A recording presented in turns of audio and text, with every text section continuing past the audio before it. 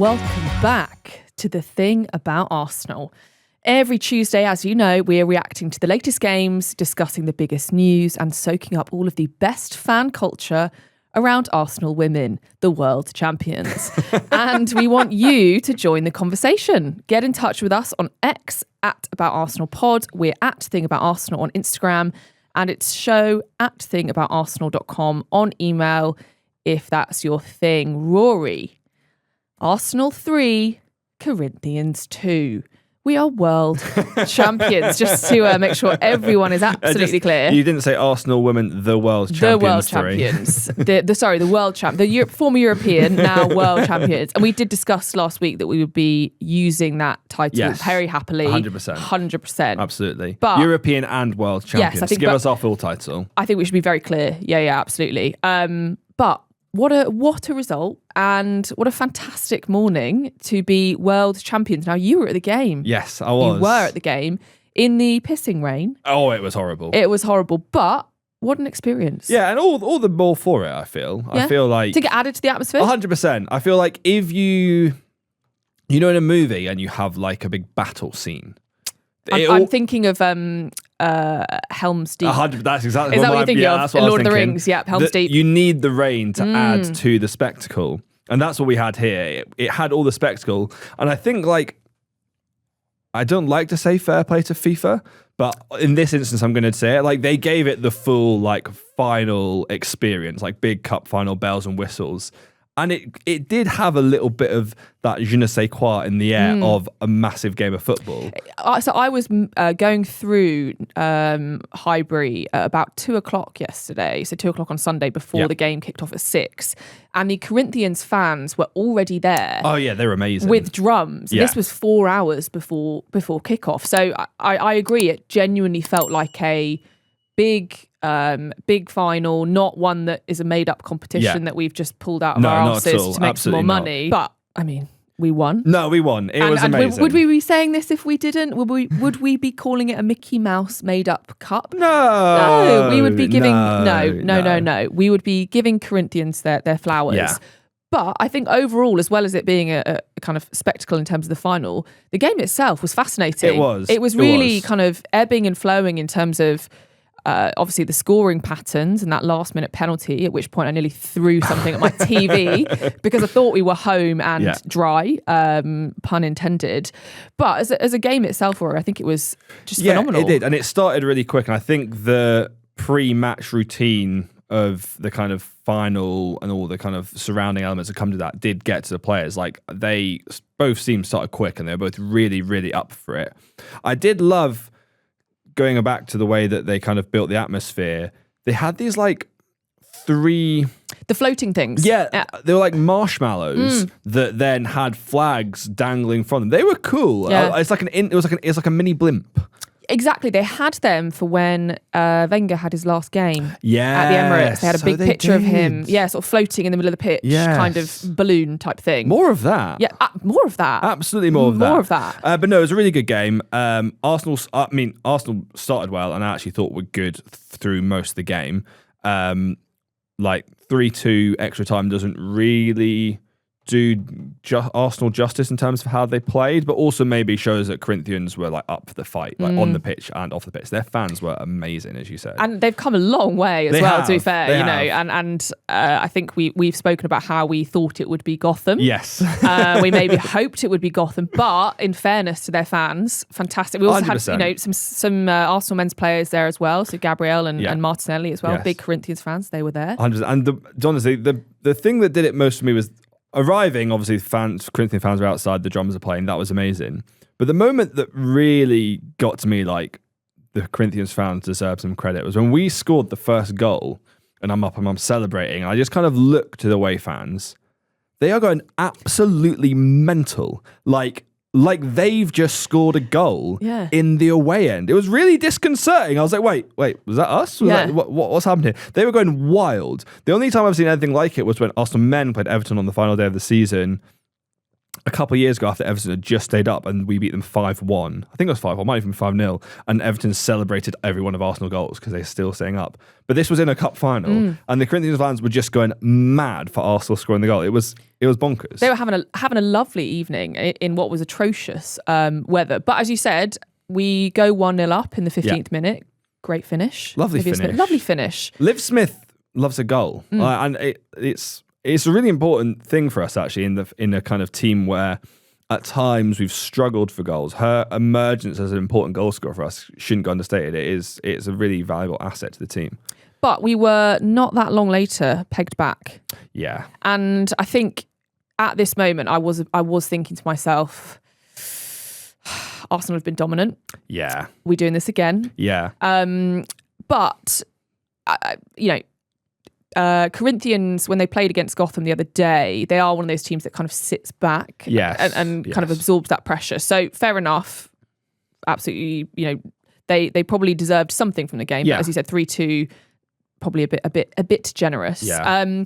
One of my favourite goals actually of the night was the Lotte Wuben-Moy header. Oh, it's such a good header. And the reason it's such a good header because she's going backwards. Yes. It's one of those ones where the player's sort of the ball's coming in with maybe not that much pace on it. Yeah. She's moving away from the goal and it's just a lovely looped 100%. A lovely looped header. To send it back from like whence it came, and it's in that kind of corner of the net which just the goalie just cannot get to. It's perfectly placed. And as you said, like to kind of dig it out from behind her, it was beautiful. It was a beautiful header. And we thought we were home and dry. Yeah, we did. We did. We thought we were kind of getting there. The trophy's glinting in the distance. I know. What did you think when the penalty was given sort of straight away? Were you near it? I was like in the right corner and I straight away thought that's a penalty. Yeah. And it's funny because everyone around me didn't. And I saw, do you know what it was? It was the referee really like animated me when she's got the ball. Did the kind of gesture. Yeah. And I just thought, don't know if she has. Yeah. And to be fair, looking back, she actually got more of the ball than I thought live. And I think I've seen some Arsenal fans are a bit upset by the decision. Obviously, it doesn't really matter now. We're still world champions. Don't forget it. But she did get a fair bit of the ball. I can understand why a lot of Arsenal fans are like, oh yeah, it's not a penalty, she got the ball. But she also did get a fair bit of the player. And in that situations, when you do get a fair bit of the player, you more often than not do see them given. Maybe if I have an element of surprise, it's a surprise that the VAR got involved. I kind of thought it might be one of those ones where whatever the ref decides, VAR will just go with. And the fact that VAR got involved maybe is a little bit, not what I would have quite expected. But I also at the time thought it was a penalty in real life in the stadium, and I've not seen anything since to say, oh, that was an absolute shocker. No, I think she, as you say, she gets the ball, but she also gets quite a lot of the foot as well. So you can't really argue with it. So penalty is given, penalty is scored. I really thought Borbe was going to save it. I had a feeling because she had, I think, obviously we'll get onto the injury, but she had obviously could have done better with their first goal. But she made a couple of brilliant saves as well. I mean, just before the corner, she made an amazing save. And then she made another one deep in the game. I can't quite remember if it was extra time or at the end of normal time, where she kind of clawed it in. But you were feeling confident. Yeah, I was feeling confident. And I thought, I just had a feeling, but obviously it didn't come to anything. So we go to extra time. Yes. And throughout extra time, again, I think we just created so many chances. And this is when I thought, it's coming home. Yeah. It's coming home. Do you know what? You get the sense of like, the momentum, although they've scored right in the kind of just as we think we're about to win, I think we started well in that it was like a kind of renewed sense of let's just get it done. I'm glad you felt like that because I largely felt like that as well. I never really stopped to think about us not winning this game at any stage, which I think is a good sign. And I think given what you mentioned earlier and also in previous weeks, how throughout the season we've not always felt like Arsenal will find a way to score against stubborn opposition, I'm glad that in this instance actually you did have that confidence that we were going to find a way. And I think Caitlin Foord had hit the woodwork in the second half. Yes. And I love her finish for the winning goal. It's almost, is caressed too 100%. Essential a word? No, I don't think so. It's also cheeky. Yeah, cheeky finish. And at that point, I think it's coming home. And again, like for them to come back into it again would have been quite something. And I was delighted for Caitlin Foord because I think she's had a difficult season. And I think for a long time, she was kind of the underrated player in this Arsenal attack because she always was really lively, always contributed a lot, kind of got an underrated amount of goals. And then this season, that's dried up a little bit. and she's been a lot of bluster without maybe a lot end product, and that's Arsenal have struggled because of that. But she's been a great player for us for a long time, and for her to have, and again, like a lot of Arsenal players, her time at Arsenal is probably approaching the end. So for her to have a massive moment like this in an Arsenal shirt before she signs off, really, I was to say, really nice way to sign off. 100%. And I've got a lot of time for Katie McCabe. I think she's a brilliant player. I think she's done a lot for us over the years. And again, given the difficulty she's gone through this season, I was really pleased that she got the goal. But it was right at the end of the match where Borbe goes down. Yeah. Now, I was watching at home and they didn't show a replay. So I don't know whether you saw anything else, but there was a long stoppage time, concussion sub, which meant we could bring someone on. And then obviously she went on the stretcher about 10 minutes later. Yeah. So from what I saw at the time, and I have actually, there is a replay somewhere on social media I have seen since, she basically collides with Lotte Wuben-Moy. Okay. At the time I thought it was like a knee, but I actually think it might be a fist to the face that she got. It looked really nasty, and it kind of neck bends back in a way that your neck should not bend back. So yeah, that was pretty serious. And it was a weird like time of the game for it to happen with literally only 30 seconds left. Because obviously, rightly so, you need to treat this with the seriousness that it deserves, and you need to make sure the player's okay, and the way of fair is the most important thing. But also there is, and kind of maybe in another circumstance, the ref might have gone, there's only 30 seconds left, let's just call this and let the player be treated and end the game. But you can't really do that in a cup final. No, I was going to say that would not go down well. 100%. So it was a kind of weird, you had this sort of 10-minute stoppage for another 30 seconds of football, which was a slightly unique situation.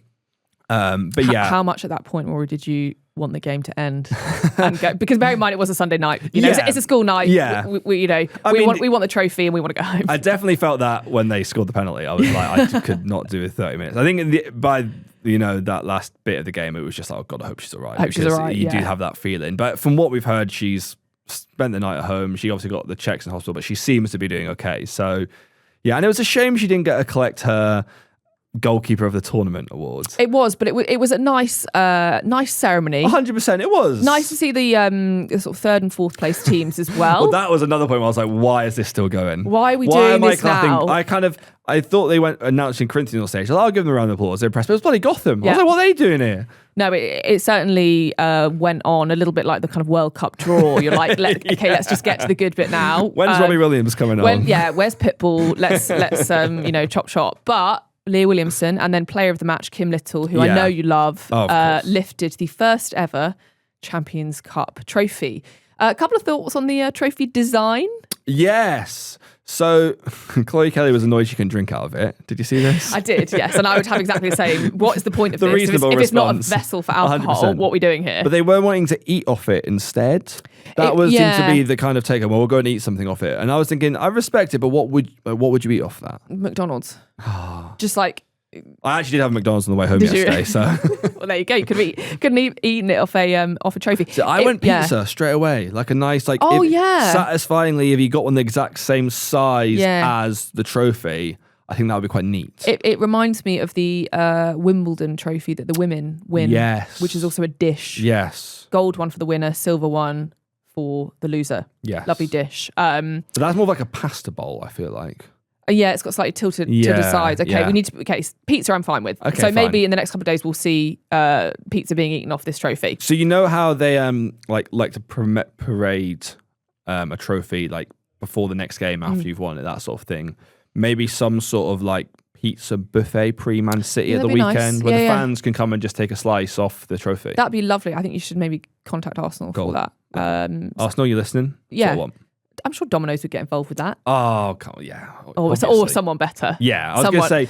someone better. Ultimately, it will be Domino's because they'll want the cash grab, but I feel like we could... I mean, if it's Arsenal, it should be some sort of like artisan sourdough. North London. Proved for 5 weeks before rolled type of business. Yeah, that. I mean, I would love that, to be fair. And the... squeal I did when I saw Arsène Wenger. I did like a proper... Oh, uncle, there he is. The whole stadium was like that. It was like one of the, other than the goals and the full-time whistle, I think that was the cheer of the night. Oh my God. But a quick word on Frida Marnham for her player of the tournament trophy. tournament. I mean, the whole... Are we calling it a tournament? Well, FIFA are. Of course Crucially, they are. FIFA are. Yeah, a couple of games. Yeah, I mean, I thought the whole fact that they were having awards for players of the tournament and whatnot was a little bit weird anyway. And I thought I kind of understand why Marnham got it because she scored in the AS4 game. She set up the winning goal in this one. But I feels like quite a low bar to be a player of the tournament for your performance in 2 games. But you can only win what's in front of you. Exactly. And any excuse for Gianni Infantino to be on the TV. I forgot he would be there, and then I just saw the presentation. I was like, oh god. I know, just looking like the absolute villain that he is. Just absolutely. He has to be there. But at least we're kind of balanced out with a little bit of Wenger as well. Yeah, so it's kind of good and evil, basically. Yeah, I think so. I saw someone saying Wenger handing Arsenal players medals in the stadium he built, which I thought was quite nice. That's nice. Very poetic. Very nice. Yeah. But overall, you can't complain. It was a lovely evening. It was a lovely evening. One of the things that the commentary were focusing on, which in this scenario I actually quite liked, was they were talking about the Corinthians fans and that the point of tournaments like this, which are both very serious, obviously. Yes, of course. Obviously, but also bringing together football from around the world. Yeah. It was quite nice in a way that sometimes when they discuss it like that can feel patronising and you're Definitely. like, this is sport, when this is not some sort of community building activity. But at the same time, the chances that Arsenal were ever going to play Corinthians outside of this, 0. Same with Gotham. Yeah. So in a way, I was like, do you know what, fair enough, nice environment, and also fair play to FIFA, as much as I hate to say that, taking it very seriously. 100%. And I do think that, I've mentioned this already on this podcast, but I think that there is more of a place for this within the women's game, because obviously the women's game is still younger in its development, and we're not at a stage at the moment where European football have just taken over the domestic game. Obviously, America and the NWSL is massive and on a par with that. And then even outside of that, a lot of the big nations like Brazil, a lot of their best players are still playing in their domestic leagues. They've not been shipped off to Europe yet. So what we've seen actually is within the domestic game around the world, there is a lot of talent and a lot of energy. And I think finding a way to mix these teams together and getting them playing competitively actually could have a lot of benefit to the women's game. And I think we've got the Women's Club World Cup in, I think it's 2 years, might be 3, which is going to be fascinating. I think that's going to be way more interesting than the Men's Club World Cup we just had because of that reason. And what do they get called if we win that? I think it's just World Champions every year, but you kind of renew it, and then one every 4 years. It's a little bit harder. There's a few more teams, but you're still the World Champions. Still World Champions, okay. Speaking of that, I've been planning the concert. Talk to me. Yeah, because if you missed this, we're going to have a Royal Albert Hall World Champions homecoming with the famous Arsenal orchestra. Yes, okay. And I just thought I'd start putting a few of the kind of... Also, we have money to spend. Yeah, 1.7 million, was it? I think it was. 1.7 million we've won from that. So that should do the Albert Hall, I reckon. I would hope so. Yeah, I mean, come on, don't get greedy, Albert Hall. Yeah, now. Okay. Come on. But I just thought I'd map out a few of the key numbers, key songs. Yeah, please do. And I think narrative is really important to these things. It's like if you go to the ballet, it can't just be people dancing. You also got to tell a story. Yes. So I think we start with the Champions League music. Nice. Yeah, lovely. Because we start with the Champions League win and then we build into this. Yeah. I kind of thought we've kind of got some of the instruments, but we've not talked about vocals yet. And even the women's Champions League music is quite lyric heavy. Yeah. And I thought, who's kind of got a choral sort of quiet energy? Katie Reid. Okay. So I could see her doing the singing part of that. Right. Yep. So we start with that. That's our opener. Yeah, we start with that. And then we maybe work through a few kind of classic Arsenal numbers. We wanted the Corinthians to get involved. I think we were happy to have that samba. And I thought actually samba melody pre-interval, because then it sets up the second half, which is the final. Yeah. Maybe Masquinada. That's one of my favourites. Oh, yeah. I'm on board with that. Yeah. That sounds great. Sure. Absolutely. And then post-interval, you then come back to the game. Liv Smith scores the first goal. So we got Liv Smith's on fire to Bruce Springsteen. Yeah, okay. As her chant. Oh, I see. Sorry, we're following the ebbs and flows of the final. Yes. Fine, okay. I like it. Maybe see if Bruce Springsteen will perform. Yeah. That would be nice. If he's not busy, it would be good. Yeah, that would be great. Carve out maybe a couple of grand for him from the budget. Yeah, that'll do. And then finish with We Are the Champions, and then We Are the Champions of the World being the closing. Nice. Yeah. Well, I'm absolutely... When are tickets on sale, frankly? Because that sounds like a lovely way to spend a Saturday evening. Sign up to the mailing list.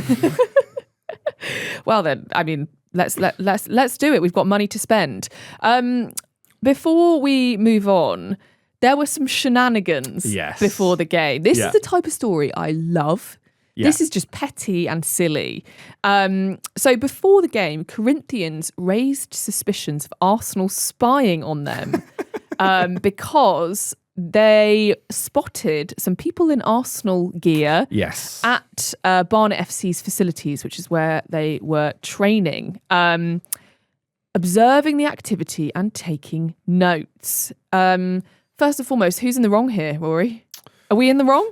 I mean, yeah, if we are spying, we are in the wrong. Mm-hmm. We don't condone that. But I do like the idea that... It's funny, though. It is funny. And I like the idea of that if we're a football club that are going to spy, we're not going to hide what we're going to do. Yeah. We're going to stand there in our full gear and be like, yeah, we're spying. We're not going to lie. We're not going to deceive. We're just going to openly and honestly spy. Yeah. And if you've got a problem with that, then... Go talk to FIFA. Go talk to FIFA It's fine, yeah. So Corinthians considering lodging a formal complaint with FIFA. But... You know, we might have picked up one or two things that won us that game. Yeah, well, we played every corner short, which I thought was fascinating. So maybe was something that came back, yeah. It's like there with a newspaper, like peering down, looking up, then note down a notepad. Short corners. More short corners. But, I mean, if it works, it works. It works, I'm absolutely not above that. So before we go for break, what is one thing... do you like to forget? And more importantly, what was one thing you remember from this game? I'd like to forget the injury at the end to Borbe, just because fists to face, knee to face makes me physically cringe. Like any idea of anything with the head, and as you said, the neck. That I've kind of blanked from my memory already. One thing I will remember, though, is the Corinthians kit. Huge fan. So neon. So neon. Nice. Yeah, I liked I'm a huge fan. I think Nike as well. Yeah. Big fan. It reminds me of, personally, one of the only kits that Puma did us well, which was a dark one with a kind of neon green. Yes, I do remember. I've got that one, and I remember it because Mesut Ozil scored a fantastic goal in it. Yeah. In the Champions League. It's funny how certain kits just make you think of a player. Yeah. And that kit is an Ozil kit. That's an Ozil kit. So I really liked Corinthians kit. I think it felt very Brazil. 100%. And in the rain on a dark night, it shone, as you would expect any sort of Brazilian side to do. So that was really nice. Yeah. What about yours? So for me, I think just the atmosphere and like celebrating our first goal with the opposition was something completely unique. But it did have that final energy to it. And it was odd to go to a game at the Emirates and not have like the usual Arsenal pre-match routine. Like you normally have, like you're used to what a match day at the Emirates looks like for men and for women. It's slightly different, but there's kind of similar themes. And FIFA just took over the whole thing and did their thing. So that was interesting. But it definitely created a sort of unique atmosphere that was befitting to a cup final. More blimps. More blimps. We want more blimps. And I hate to end this on a slightly negative note, but I never want to think about Lara Cadena playing in midfield ever again. Not a fan? Not a fan. And look, we won. I'm not going to go into Rennie Slagers because we won the game. But when she came on and misplaced her first two passes and had Kyra Cooney-Cross and Victoria Pullover were sitting on the bench, I was like, what's going on here? Yeah. But it's fine. Yeah. We won. So it's fine. It's fine. We might come back to that at another stage. Yes. But today is not the day. Today we're just happy. Champions. Exactly. Well, after the break, it is time to spend that £1.7 million in prize money.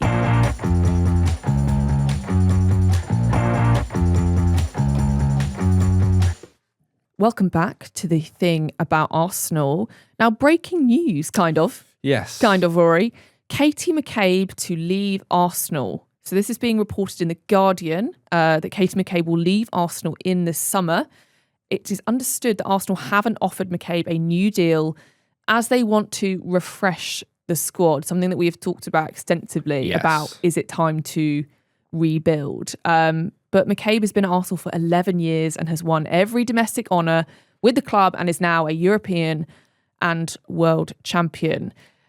How surprised are you at this news? Not at all. No? Not at all. I think I've been saying for the past few months, McCabe's vibe has been a bit Something's off. Yeah. Something's off. And I think the moment I kind of came to terms that this was happening was actually after the Chelsea game last week. And I saw a few Arsenal fans online saying the exact same thing, that she was really emotional after the game when she was like applauding the Arsenal away end. She had a tear, like you saw her wipe a tear from her eye. She was one that kind of gathered the team together for the big photo, and it did give the energy of someone who knows that it's coming to the end and she wants to enjoy this kind of final part of her chapter, which I think is good because, again, I spoke about her vibe being off, and I felt before Christmas she was quite angry and quite frustrated, and you expect that from McCabe, but it wasn't in a sort of... But it's not channeled in a useful way. Exactly. It's kind of it comes across as petulant. 100%, and I think at times she comes across as just hyper competitive, and we love that, and we love that edge that she has, and that's what Arsenal fans have always loved about her. But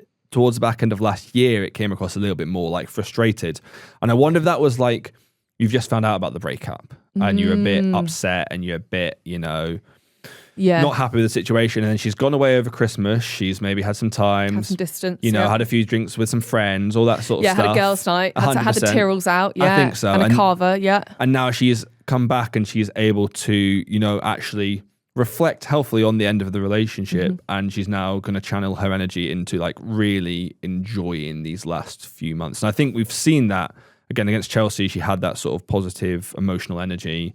She was absolutely loving the celebrations last night, and I wonder if this is where we're going now with the McCabe saga. Yeah, and I think she will go down as undoubtedly an Arsenal legend. 100%. 100%. And you just hope that for the next, however long the rest of the season is, she gives it her all, which you just know she will. Yeah, she's just not one of those players that I've just called her petulant. But as you said, I think with a bit of time and with this success that we've had in this game, that means kind of leaving in a very happy place. Obviously, we're not going to win the league, but there's other things to play for. Definitely. So it feels like it could actually come to a really nice end. 100%. There's definitely lots to play for. Obviously, still in the Champions League, still in the FA Cup. Hopefully going to get a good finish in the league. And I think undoubtedly an Arsenal legend. And I think for two reasons. One, because she's been a brilliant player and she's been a kind of ever-present part of this team for the best part of the last 4 or 5 years, if not longer. But her personality. She's so infectious, and Arsenal fans completely love her because of her personality, because of her competitiveness, because she is one of the in a time where women's football has often like undermined as being a little bit soft or a little bit precious. She completely took that narrative and rips it apart and showed what like an amazing competitive sport this is, and what a fantastic team Arsenal was. She's been such an important part of that. Yeah. And I think that, and I know other fans didn't like her for that reason as well, but when she's your player and she belongs to you and she channels that sort of energy to your cause, of course the fans are going to absolutely love her. And she's won absolutely everything. So she's been a massive part of Arsenal's history. And I think she will also, to your point around in terms of not being soft in the way that sometimes women's game is spoken about. Yeah. There will be people, and I say people, not just women, but there will be men, boys, girls watching football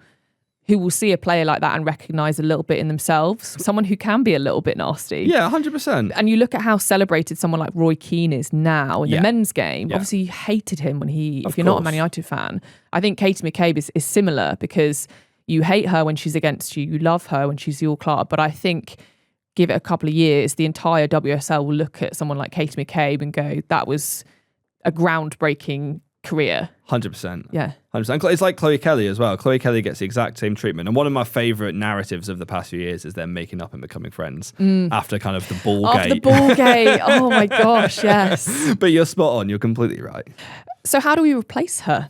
Well. There's news on that front. There is. So reports have been circulating in the past week that we are in for Ona Batlle. Yes. In the summer. So currently at Barcelona, but has previously played in the WSL. And she will be out of contract at the end of this season. So sounds like probably quite a good signing for us in terms of not only she's out of contract, but it has played in the WSL before, has obviously been to Barcelona. So could slot in quite nicely. Yeah, I mean, undoubtedly one of the best fullbacks in the world, and is going to bring an experience and a level to the team that you would think can only put us in the right direction. The slight interesting thing that I'm intrigued to see how it works out is that she's coming in to play fullback. Obviously, we've just signed Holmberg. From what I've read, Emily Fox, the contract talks are going well, and she's expected to be around next year. Obviously signed Taylor Hines last summer. I don't think she'll be leaving anytime soon. But you've got Holmberg and Fox are right backs. Batlle plays right back more than she plays left back, but can play left back. And I'm kind of wondering how that's going to fit in. You've kind of got 3 right backs, 1 left back there, and Taylor Hines. But Renee, what are you cooking? Oh well, I know. What are you cooking? My guess is that Batlle, they back her to play left back in this team. Okay. And I can see that working. But it's interesting to go with someone like having Katie McCabe, who's just like one of the first names on the team sheet in that left back spot for years, and it's going to be replaced by a big name in Batlle, but maybe not someone that's their first choice. But I think we've been crying out, and Arsenal are now reflecting this in their movements, for refreshment. Yeah, 100%. And refreshing the squad doesn't mean like for like replacement. Yeah, as much 100%. as we might miss Katie McCabe and all she's given, we need to be bold and go, actually, that's worked. Yeah. But we're not winning the league this year. It's not been perfect. Yeah. So actually, I quite like the idea of something a little bit different. Definitely. No, I agree with that. That is a good way of looking at it. And I think what we're seeing with the first signs of Arsenal's rebuild now is I think they're kind of investing in 2 types of players. So obviously signed Holmberg and signed Olivia Smith, both young talents who are good enough to be in the team now, but also have massive futures ahead of them. Then you've also got Batlle and Georgia Stanway, who I saw it reported earlier today that basically Arsenal and her have agreed verbally. They just need to do the kind of... Yeah, so it's a nice mixture of established versus up and coming. Exactly. And they're win now players, 26, 27 in the peak of their career, who are going to come in with loads of experience at the top of their game and, you know, for the next 2 to 3 years be the linchpins of this team. And I like that mix because I think sometimes you can go too far one way and just get all like 23-year-olds and younger, which I think like that's kind of Arteta did a lot of that when he first came in. He bought players from sort of 21 to 23, mixed that with the Hale End people coming through, and then built this team over 5 years, which is one way of doing it. But I think that was at a time when Arsenal men were kind of in the Europa League, not competing for titles. Yeah. They had time to do that, where this Arsenal team needs to win trophies. As I say, we can't really rebuild. 100%. We need to develop whilst still winning. Exactly. So we've kind of gone for, look, we'll get some younger players in who can develop, then we'll mix that with players who are at the top of their game who are going to make us good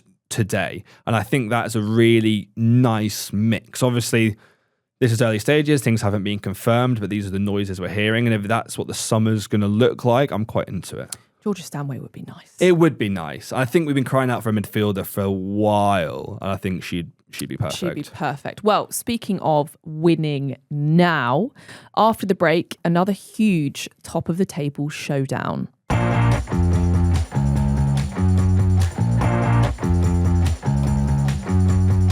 Welcome back to the thing about Arsenal. This weekend, a huge game in the battle for second place after Man City absolutely slapped Chelsea 5-1 on Sunday, leaving them 11 points clear of Man United in second and moving Chelsea down to third. Now, before we talk about our squad and our team to face Man City, how much did you enjoy watching Chelsea on the end of that absolute hammering?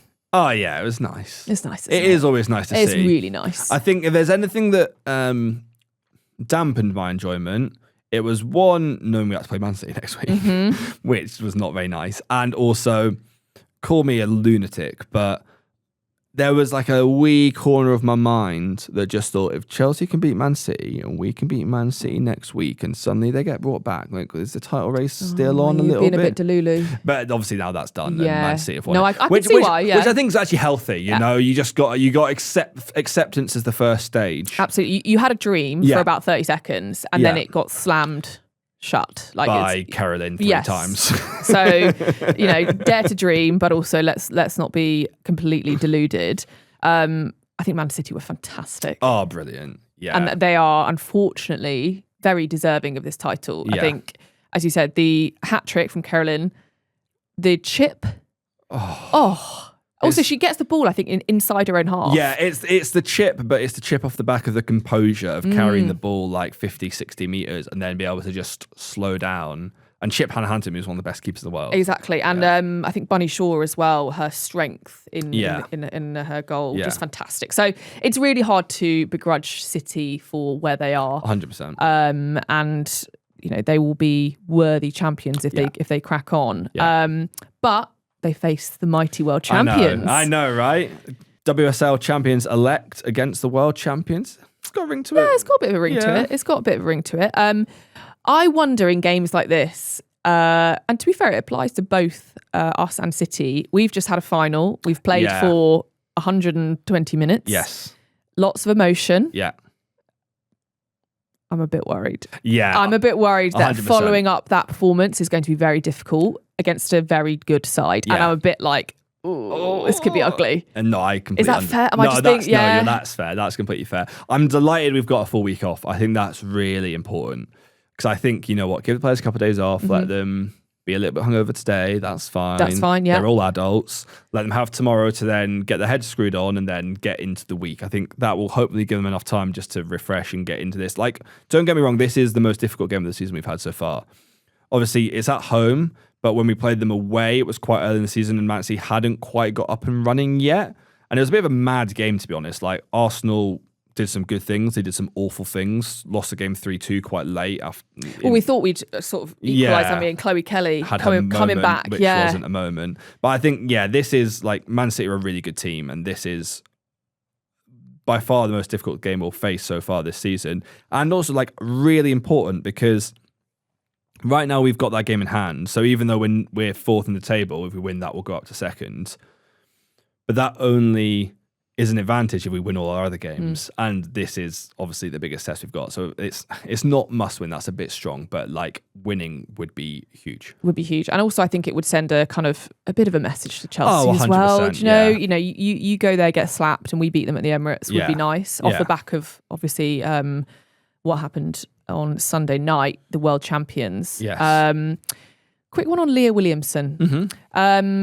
Still hasn't featured since she suffered a calf strain in training. It's been a bit of a sort of stop-start return for her, but was on the bench against Corinthians. So potential. Yeah, did a big old belly slide. Yeah, so you're not that injured, are you? Do you know what, it reminded me of, when you kind of off sick at school and, mum goes, well, if you're too sick to be at school, you're too sick to watch TV. And I'm like, well, your calf doesn't hurt that much, does it? Can't hurt that much. I thought that. But no, Williamson, I think this is a really important one to get right for this weekend about whether we play her or not, because I think the two centre-halves we do play, obviously one of them will be Catley and then the other one will be Williamson or Wuben-Moy. You assume they're going to have an absolute task on their hands dealing with this Man City front line, whether it's Bunny Shaw, whether it's Miedemar, whether it's Caroline. God, they're so stacked, aren't they? Well, I've not even mentioned Lauren Hemp yet. Yeah. And Wuben-Moy had a really difficult game in the away leg. She'd just come in for Katie Reid, so she wasn't quite up to speed yet. But our two centre-halves have to, with the other defence around them, but particularly them, they got to contain that Man City attack. And it's going to be a massive job. And I do think they're capable. Wuben-Moy's form has been really good recently. Catley, I think, just keeps getting better with age. Obviously, Williamson, we know, is one of the best defenders in the world. The thing I would say about Williamson is that sometimes when she comes back from injury, it takes her a couple of games, which is understandable. And this is not the game. Well, this is not the game. So I do want, my instinct would be to put Wuben-Moy in there just because, as important Williamson is for us, she could get caught out if she's not quite at it. And Wuben-Moy has been good in recent weeks and just, I think, shown some of her best form in a while for an Arsenal shirt. And I would just like to kind of give her that show of faith. You know what? Carry that going. It's going to be a tough task, but we believe that you can go and do this. Yeah, I like it. I mean, we should approach this game with the respect that Man City deserve, but also a confidence in ourselves as world champions. 100%. Did you watch the documentary about the Champions League? I haven't finished it. Spoiler alert, did they win? They do win. And I haven't finished the final one. Yes, and in the final one, I think it was in the final one. Actually, maybe it was the third episode. Renee talks a lot about suffering. Yes. She says the word suffer a bazillion times. And I think this is a game where we're going to have to suffer. I don't think this Man City team is as good as Barcelona, but it reminds me of the Barcelona game in the final a little bit where ultimately they are probably a better team than us at the moment. They have a lot of attacking weapons that we're going to have to deal with. And we're going to have to find a way to deal with that, to maybe suffer in difficult moments, but also find a way to stamp our authority on the game as well, which I think we can do, and we've proved that we can do. And Renee Slagers has proved that she can manage teams in big games and set up against the best teams and find a way to win. So I actually even though I'm nervous, I actually have a little part of me thinks we still can go and beat them at home. Yeah, this is how we won the Champions League. Exactly. It's not necessarily having loads of ball and being dominant. It's taking the moments that we get. Yeah. And also not being completely overawed by a team that's better than us. 100%. And I think, I said the centre-backs are going to be important in that. I think that double pivot of Kim Little and Mariona Caldentey is going to be super important because Man City's midfield is really good. I think Hasegawa is one of the best players in the league. But I do think at their best that Kim and Mario double pivot is brilliant. I still think Mario needs to be a 10, but I don't think she will play as a 10 in this game, and I think that's probably right given what we've seen recently. But they're going to have to be on it. So they are going to have to be on it, and we will cross that bridge when we get to it. Yes. This week, and at least for today, tomorrow, is just about celebrating. It's about being world champions. Jim once said to me the best thing about winning the league is that you get to win the league for the whole summer. That feeling just stays with you. And then the sad thing about football now is that we've got to think about more games. But I just don't. My message to you, Arsenal fans, is don't let this feeling of being world champions leave you no matter what happens in the coming weeks. Love that. Well, thank you for being with us on this episode of The Thing About Arsenal. We will be back with another episode next Tuesday. But in the meantime, we'd love to hear your questions and comments, especially if you were at the final as well, like Rory was, in response to today's episode. So you can find us at Think About Arsenal on Instagram, at About Arsenal Pod on X, or email us on show@thinkaboutarsenal.com. Now, I will be back tonight with Johnny for the On the Whistle reaction to the second leg of our semi-final in the Carabao Cup against Chelsea. But make sure you hit subscribe wherever you're watching and listening, and we really appreciate your support. Rory, thank you. Thank you. We will see you all next time.